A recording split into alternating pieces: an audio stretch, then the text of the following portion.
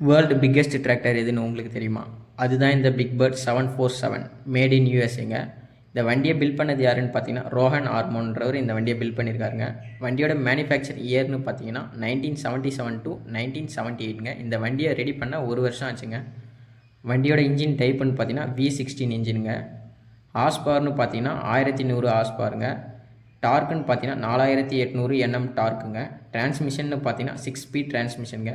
இந்த வண்டியை வச்சு ஒரு நிமிஷத்துக்கு 3 ஏக்கரா லேண்ட் வரைக்கும் கல்டிவேட் பண்ண முடியுங்க. இந்த வண்டியோட ஸ்பீடுன்னு பார்த்தீங்கன்னா அப் டு 13 கிலோமீட்டர் ஸ்பீடு வரைக்கும் போகலாங்க. இந்த வண்டியோட ஃபியூல் கெப்பாசிட்டின்னு பார்த்தீங்கன்னா 3785 லிட்டருங்க.